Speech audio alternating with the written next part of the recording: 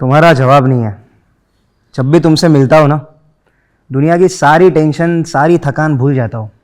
अच्छा, तो बस इसलिए मुझसे मिलने आते हो? नहीं जाने मन, तुम तो मेरी जान हो।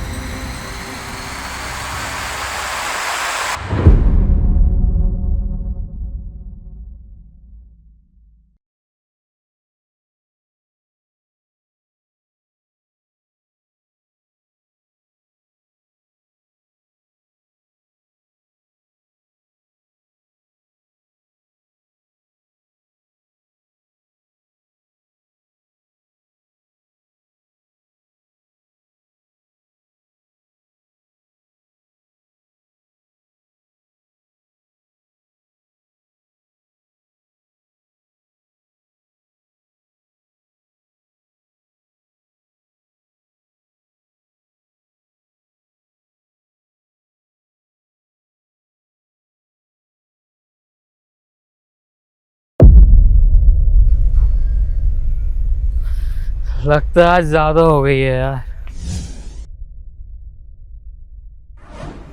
घर कैसे जाऊंगा? ऑटो भी नहीं दिख रहा है, ना कोई बंदा भी।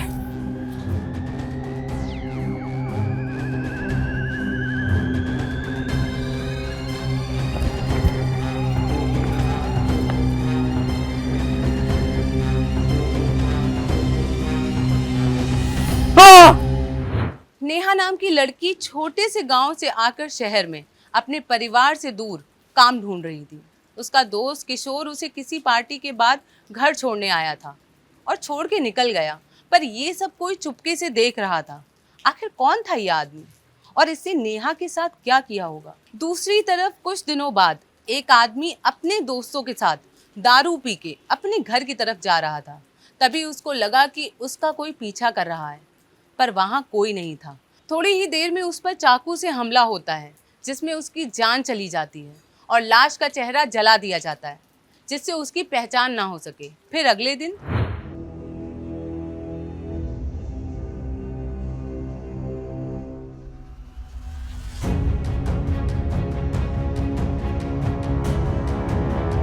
क्या हुआ?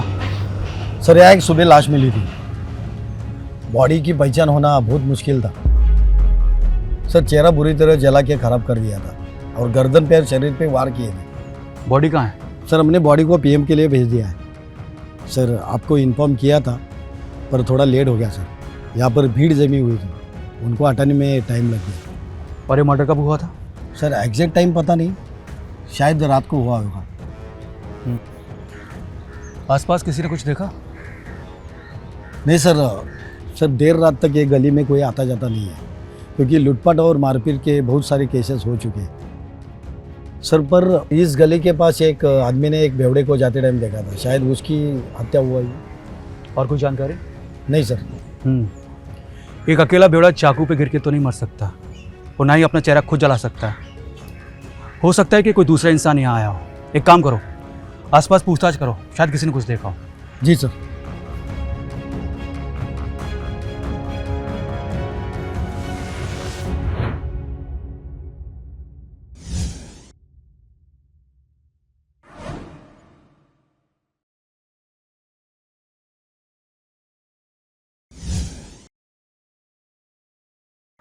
मुस्ताक, हम्म, तुम मुझे छोड़ तो नहीं दोगे ना? पहले अच्छे से पकड़ तो लेने दो। नेहा, नेहा, मैं तुमसे बहुत प्यार करता हूँ। मैं तुम्हें कभी नहीं छोड़ूंगा। पता नहीं क्यों मुझे आजकल बहुत डर लग रहा है। क्यों? क्या बात है? बताओ मुझे। और ये चोट कैसे लगी? ये तो कुछ नहीं, बस ऐसे खुद के नाखून लग गए थे। तुम मुझसे कुछ छुपा रही हो? अरे नहीं, मैं तो सच बोल रही हूँ। अच्छा छोड़ो, वो किशोर कहाँ गया? वो किसी दोस्त के शादी में गया। और तुम्हें किशोर की बड़ी चिंता पड़ी है? या मैं तुम्हारे साथ हूँ, तुम्हें कोई फर्क नहीं पड़ता? मेरी कोई परवाह नहीं है? कैसी बात कर रहे हो मुस्ताक? मैंने तो बस ऐसे ही पूछ लिया क्योंकि किशोर तुम्हारा दोस्त है। हाँ वही, किशोर मेरा दोस्त है। उससे ना दूरी है ना तुम। तुम्हें क्या हो गया? आज तुम बहुत उखड़ी उखड़ी बातें कर रहे हो। अच्छा छोड़ो, सुनो ना, तुम मुझसे शादी कब कर रहे हो? मैं तो कल ही कर लूँ शादी, लेकिन क्या हमारे घर वाले मानेंगे? हम दोनों का धर्म अलग है।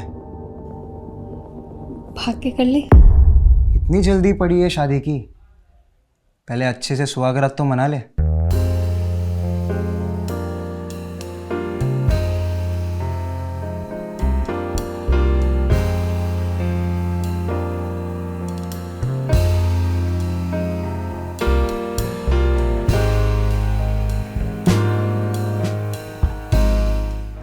मुश्ताक और नेहा एक दूसरे से बहुत प्यार करते थे, पर दोनों अलग अलग धर्मों से थे, जिसके कारण उनको उनका भविष्य साथ में दिख नहीं रहा था। पर इससे उनके प्यार में कोई कमी नहीं आई थी। मुश्ताक थोड़ा सा गुस्सैल प्रवृत्ति का इंसान था, पर जैसा कि हमने देखा कि नेहा पर किसी ने चाकू से वार किया था। आखिर क्या हुआ होगा? नेहा तो जिंदा थी, उसे कुछ नहीं हुआ, एक खरोंच भी नहीं आई। और ये जो लाश मिली थी, ये किसकी थी? और क्या इसका नेहा और मुश्ताक की कहानी से कोई कनेक्शन था, या ये कोई दूसरी ही कहानी का हिस्सा था? पुलिस की जांच पड़ताल से लाश की शिनाख्त हो गई थी। फिर आगे? हाँ सर, हम कोशिश कर रहे हैं। Okay sir. Jain sir, Jain. Body की शनाख्त हो गई। ये पीएम रिपोर्ट। किसकी लाश है? सुबोध कुमार नाम का लड़का था, कुछ ही दिन पहले शहर में आया था। उसके बारे में मैंने पता करने की कोशिश की, पर कुछ हाथ नहीं लगा। कहाँ से आया था ये? पीरपुर गांव का लड़का है, कुछ ही दिन पहले यहाँ शिफ्ट हुआ था। सर, शिफ्ट होने का कारण पता नहीं चला। इसकी कॉल डिटेल्स और लोकेशन डिटेल्स? सर, उसका नंबर नया था, वो उसने यहाँ आकर लिया था, इसलिए उसके नंबर पे ज़्यादा कॉल आए नहीं थे। पर सर, जिस दिन उसकी हत्या हुई उस दिन एक नंबर से उसके नंबर पे फ़ोन आया था। किस नंबर से फ़ोन आया था? कोई किशोर दुबे नाम का लड़का है। किशोर दुबे? उठा के लाओ इससे। हो सकता है कि इससे कोई जानकारी मिले, शायद इसी ने खून किया हो। अक्सर दारू के नशे में लोग अपना आपा खो के ऐसी वारदात को अंजाम देते हैं। सर, मैंने एक टीम किशोर के घर भेज दी थी। वो किसी के शादी में गया है, वो घर पर नहीं है। शादी में गया कि फरार है? कब से गायब है? सर, मर्डर के कुछ दिन पहले। शादी में जाना, वो भी जुर्म के समय, जुर्म की प्लानिंग करने का बहाना होता है। मुझे ऐसा लगता है कि किशोर ने सुबोध को मारा है। सर, मैंने किशोर के घर के बाहर ऑलरेडी एक टीम रखी है। और सर, जहाँ वो शादी के लिए गया है वहाँ के थाने को भी मैंने बता दिया है। सर, वो जल्दी हमारे हाथ लग जाएगी। गुड।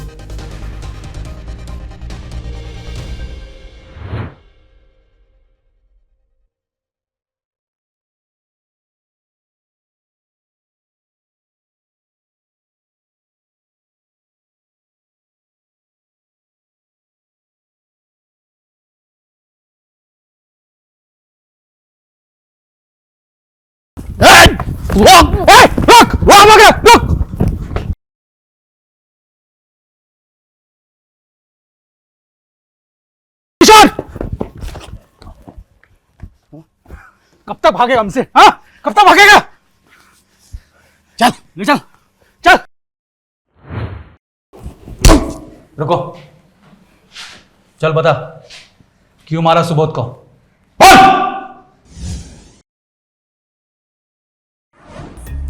कौन सुबोध सर? अच्छा, तू अभी सुबोध को भी नहीं जानता है? थोड़ी देर में हम लोग को भी नहीं पहचानेगा तू। लगता है सर इसके सर पे ना चोट लगी है, इसलिए इसकी याददाश्त चली गई है। पुलिस को देख के अच्छे अच्छों की याददाश्त चली जाती है, लेकिन जब लाठियां पड़ती है ना तो वापस भी आ जाती है। सर मैं सच कह रहा हूँ, मैं नहीं जानता, मैंने नहीं मारा सुबोध को, सच कह रहा हूँ सर। सर इसकी याददाश्त तो वापस आ गई बिना डंडे खाए। ये सुबोध को पहचानने लगा। अभी धीरे धीरे सब सच भी बोलेगा, क्यों किशोर? सर मैं सच कह रहा हूँ, मैंने नहीं मारा सुबोध को सर, आप मेरी बात मानिए सर। तो सुबोध के नंबर पे आखिरी कॉल तेरे नंबर से क्यों गया था? वो फोन तो सर मैंने उसको दारू पीने के लिए बुलाने के लिए किया था सर। अच्छा, तू अनजान लोगों के साथ दारू भी पीता है? नहीं सर, मैं उसे जानता हूँ, पर बहुत अच्छे से नहीं जानता, बस थोड़ा बहुत जानता हूँ सर। कैसे जानता है? अब वो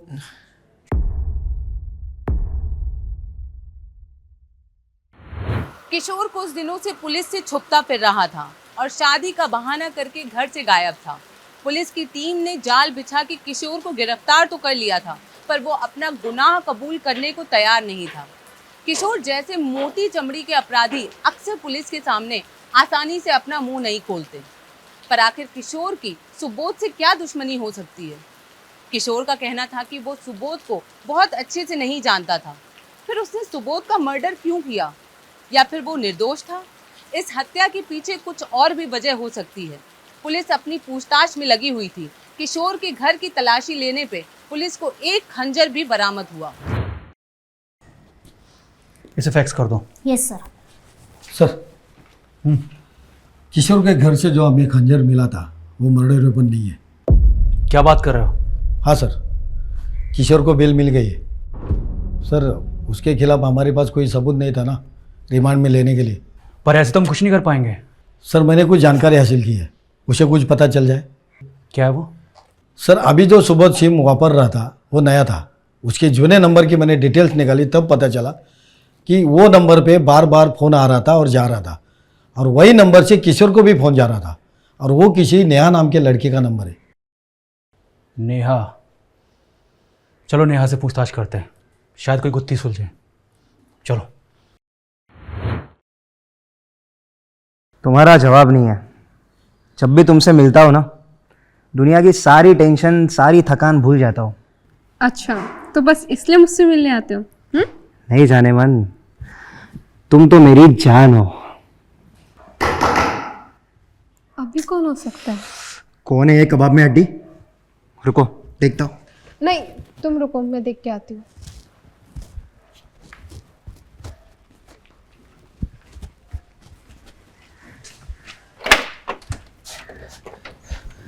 किशोर तू? मुस्तक भाई का है? वो तो अंदर है। मुस्तक भाई, किशोर तू यहाँ? जल्दी से कट लो यहाँ से। पर हुआ क्या है? अरे वो सुबोध के मर्डर के चक्कर में। सुबोध का मर्डर? हाँ, वो सुबोध के मर्डर के चक्कर में पुलिस मेरे पीछे पड़ी है। मैं तो कहता हूँ थोड़े टाइम के लिए आप लोग भी यहाँ से निकल लो, कुछ टाइम बाद फिर वापस आ जाना। पर सुबोध? वो सब छोड़ो, जल्दी चलो यहाँ से। चलो।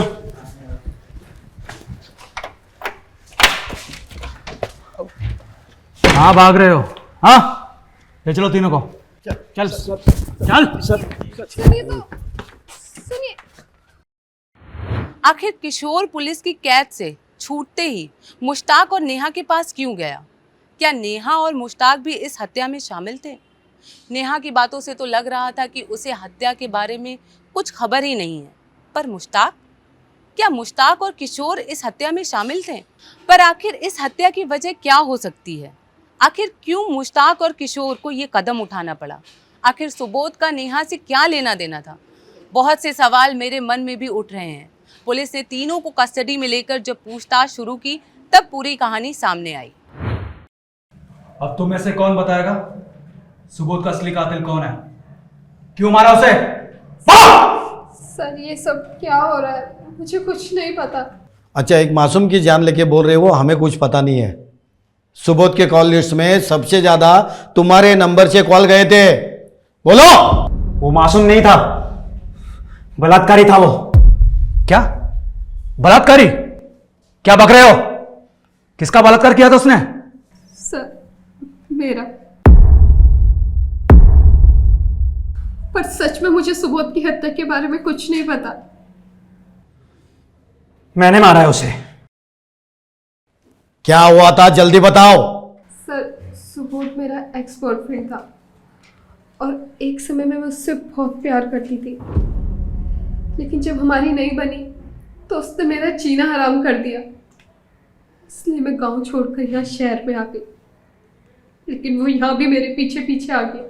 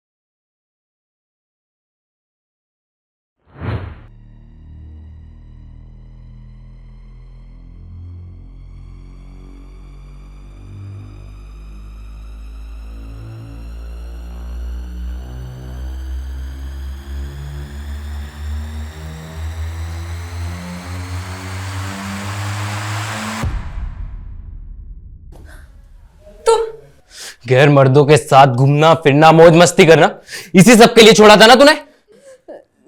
देखो सुबोध, मैं अब तुमसे प्यार नहीं करती हूँ, मैं किसी और से प्यार करती हूँ। अच्छा, प्लीज प्लीज तुम मेरा पीछा छोड़ दो।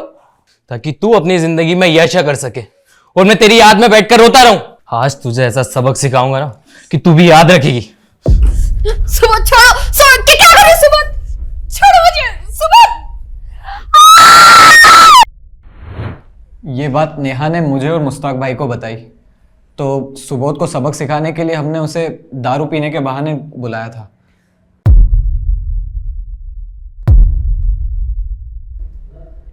उसके बाद मैंने उसे बहुत समझाने की कोशिश की ताकि बात आगे ना बढ़े, पर वो मानने को तैयार ही नहीं था।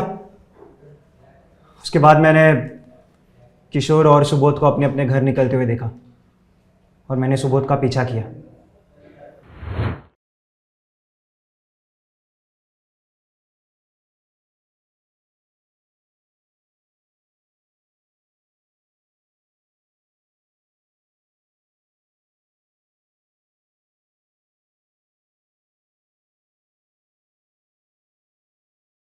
लगता है आज ज्यादा हो गई है यार। घर कैसे जाऊंगा? ऑटो भी नहीं दिख रहा है, ना कोई बंदा भी।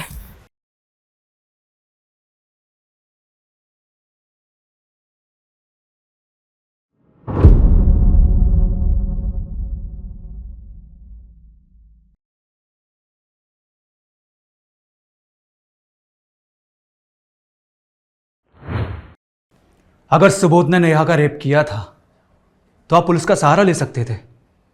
पुलिस उसे कड़ी से कड़ी सजा दिलवाती, कानून हाथ में लेने की क्या जरूरत थी? अब आगे की जिंदगी जेल में काटना।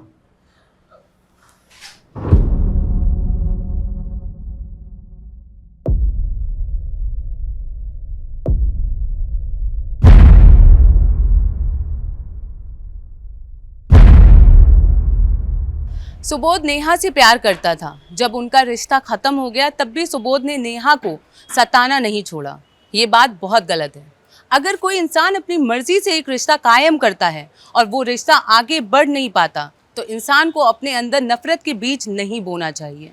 सच्चाई को स्वीकार करते हुए जीवन में आगे बढ़ना चाहिए।